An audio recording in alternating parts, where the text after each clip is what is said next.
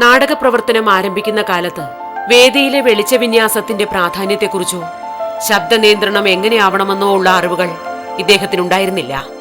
തമിഴ് നാടകങ്ങൾ കണ്ടു നേടിയ പരിശീലനം മാത്രമായിരുന്നു തുടക്കകാലത്ത് കൈമുതലായി ഉണ്ടായിരുന്നത്. നാടകങ്ങളുടെ ഭാഗമായി ജീവിതം നീങ്ങി തുടങ്ങുമ്പോൾ തന്റെ ജോലിയിൽ പുതിയ മാനങ്ങൾ കണ്ടെത്തുകയായിരുന്നു ശങ്കുണ്ണി. ഏറ്റെടുത്ത ജോലി ഭംഗിയായി നിറവേറ്റാനും അതിൽ തന്റേതായ കയ്യൊപ്പ് പതിപ്പിക്കാനും ശങ്കുണ്ണിക്ക് കഴിഞ്ഞു. ആദ്യമായിട്ട് ലൈറ്റുമായിട്ട് കേരള തിയേറ്റേഴ്സാണ് പൊൻകുന്നം വർഗീസ് സാറിന്.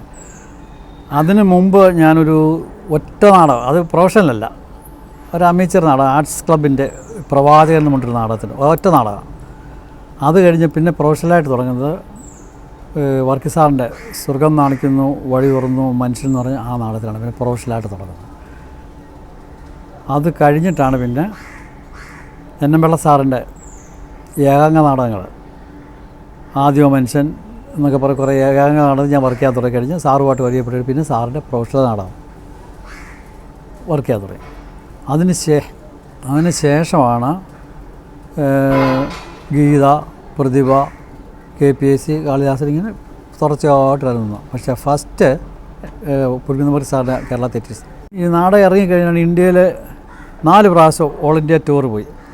അപ്പോൾ ഈ ഹോളിനെ പറ്റി പഠിക്കാനായിട്ട് ഇന്നത്തെ ലേറ്റസ്റ്റ് എല്ലാ ഹോളിലും, അതിൽ പോകാത്ത ഡൽഹിയിലും കാശ്മീരിലും ബാക്കി എല്ലാ സ്ഥലത്തും വെച്ചാൽ ഒരു ടൂർ എന്ന് പറഞ്ഞാൽ 3 മാസം KPSC പോയി കഴിഞ്ഞാൽ വിശ്വഭാരതി തിയേറ്റർ, ഹൈദരാബാദ് അഹമ്മദാബാദിലെ വിശ്വഭാരതി തിയേറ്റർ എന്നൊക്കെ പറയുക ലേറ്റസ്റ്റാണ്.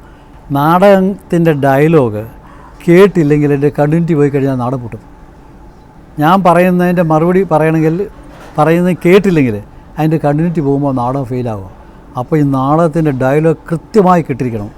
അപ്പോൾ എക്കോ ഉള്ള ഹോളാണെങ്കിൽ അത് എങ്ങനെ ഈ സ്പീക്കർ പ്രൊവൈഡ് ചെയ്യാൻ ഒക്കുമെന്ന് വെച്ചാൽ ആ സ്പീക്കർ അറേഞ്ച് ചെയ്തിട്ട് ഇതുവരെ 40 വർഷമായിട്ട് ഞങ്ങളുടെ ഒരു നാടകം കേൾക്കാൻ പറ്റുന്ന വരികയില്ല.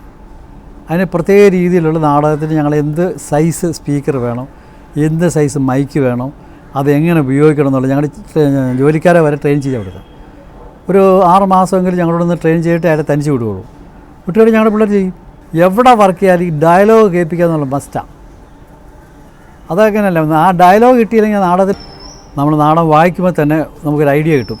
ഒന്നാമത് അത് ഏതെല്ലാം സിറ്റുവേഷനിലാണ് വർക്ക് ചെയ്യുന്നത്, വീടിനകമാണോ പുറത്താണോ, ഇങ്ങനെ ആ സെറ്റിങ് ഏതെല്ലാം സെറ്റാണ് ഉപയോഗിക്കുക, അവിടെ പിന്നെ ഏത് ടൈം, പകലാണോ രാത്രിയാണോ, ഇതെല്ലാം നമ്മൾ ഈ നാടകം വായിച്ച് പിന്നെ റിഹേഴ്സലിടുമ്പോൾ ആണ് നമ്മൾ ഈ ലൈറ്റ് ചെയ്യുന്നത്.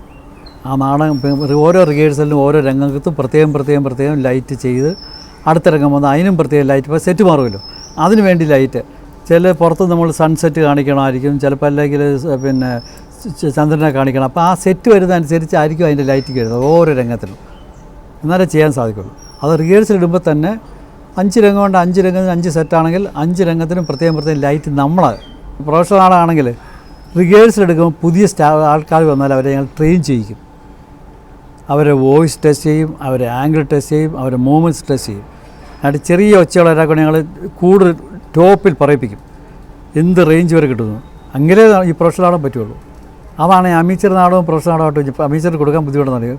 പുതിയ പിള്ളേർക്കൊന്നും അറിയാമല്ലോ, വോയിസ് കൺട്രോളിങ് ഇല്ല, വോയിസ് ക്ലാരിറ്റി ഇല്ല, മൂവ്മെൻറ്റ്സ് ഇല്ല, ലൈറ്റ് കട്ടി അത് വർക്ക് ചെയ്യാൻ അറിയാൻ പറ്റില്ല. അതാണ് അമീച്ചറുമായിട്ടുള്ള വ്യത്യാസം. പ്രൊഫഷണൽ അതല്ല, ട്രെയിൻ ചെയ്യുമ്പോഴേ ഞങ്ങൾ പഠിപ്പിക്കും, എന്നാലേ അവർക്ക് ചെയ്യാൻ ഒക്കുള്ളൂ. പിന്നെ അവർ സ്റ്റേജിലേക്ക് കഴിഞ്ഞാൽ ഒന്നും ഒരു പേടിക്കേണ്ട കാര്യമില്ല. അതുപോലെ തന്നെ എങ്ങോട്ട് മൂവ് ചെയ്താലും ഫേസ് വരുന്നത് മൈക്കിനെ ഫേസ് ചെയ്യണം നിർബന്ധമാണ്, അല്ലെങ്കിൽ സൈഡിലോട്ട് പോരെന്ന് പറയും. നമ്മൾ തിരിഞ്ഞെന്ന് പറഞ്ഞു പോയെങ്കിൽ വോയിസ് കിട്ടില്ല. നിങ്ങൾ ഏത് സൈഡിൽ പോയാലും മൈക്കിനെ ഫേസ് ചെയ്ത് പറയണം.